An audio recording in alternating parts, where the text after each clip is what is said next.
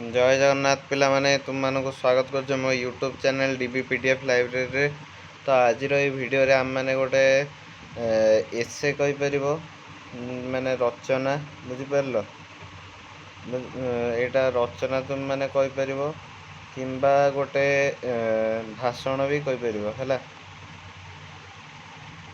तो यहाँ आज गोटे डिस्कसन करवा कौन ना मो स्वप्नर ओडिशा। तो चलो भिडियो को डेरी न कर स्टार्ट करिया। तो देख जो माटी रे उपेंद्र भंज फकीर मोहन सेनापति राधानाथ राय गंगाधर मेहर मधुसूदन दास परी अनेक वीर संतान मानकर आविर्भाव होइथिला से माटी हेउछि आम राज्य ओडिशा। ओडिया हेउछि आमर मातृभाषा। से मातृभाषार रक्षा पाई केते केते कवि माने भाषा आंदोलन रे सारथी साजिछंती। एही परिप्रेक्षी रे कविंक लेखनी झरी आसे मातृभाषा पाई केते कविगण जाइछंती ना रखू भाषा आंदोलन सारथी साजिण लड़ीछंती हैला।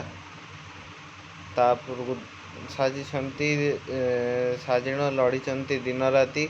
एही परिप्रेक्षी रे कविंक लेखनी झरी आसे जे माटीर भंज व्यास गंगाधर राधानाथ मधुबाबू रखिले महत ओडिया भाषार सुयोग्य संतान सबू। से माने मातृभूमि आउ मातृभाषा को भल पाती नहीं तांको आमे केबे भी ज्ञानी जन बोली कहि परिबा नहीं। से माने जेते उच्च शिक्षित हेले मध्य अज्ञान भाव में परिगणित हेबे। सेथिपाई कवि लिखुचंती मातृभूमि मातृभाषा रे ममता जा हृदय जनमी नहीं ताकू जदि ज्ञानी गुण रे गणिबा अज्ञान रहिबे काहीं। पूर्व भारत रे अवस्थित एक राज्य हेउची ओडिशा। यह 1 एप्रिल 1936 मसीह रे गठित होइथिला। क्षेत्रफल अनुसार यह भारतर 8म बृहत्तम राज्य अटे। आम राज्य ओडिशा समुदाय क्षेत्रफल हेउची 1,55,707 वर्ग किलोमीटर। यार सीमा को लगी पूर्व रे बंगोपसागर, तापुरकू पश्चिम रे छत्तीसगढ़, उत्तर रे तमर पश्चिम बंग और झारखंड एवं दक्षिण रे आंध्र प्रदेश अवस्थित। ओडिशा रे प्रवाहित हेउतुवा नदी गुड़िक मध्यरु महानदी हेउची सर्वबृहत नदी। वंदे उत्कल जननी हेउची ओडिशार राज्य संगीत एवं ओडिसी हेउची यार शास्त्रीय नृत्य। ओडिशा रे रथयात्रा, नुआखाई, दुर्गा पूजा इत्यादि अनेक पर्व पालन करा जाए। एठारे विभिन्न संप्रदायर लोक माने भिन्न भिन्न पर्व पालन करती। लुहा पत्थर, क्रोमाइट, मांगानीज, जंगल एवं नदी परी प्राकृतिक संपद रे आम ओडिशा बेस समृद्ध। पुरीर जगन्नाथ मंदिर, कोणार्कर सूर्य मंदिर पई यह सारा पृथ्वी रे प्रसिद्ध। जगन्नाथ मंदिर भारत रे थिबा 4 धाम मध्यरु गोटिए। सूर्य मंदिर हेउची भारतर प्रसिद्ध स्मारकी मध्यरु गोटिए। ओडिशार लोक माने सुंदर हस्ततंत्र एवं तारकसी काम रे सिद्धहस्त।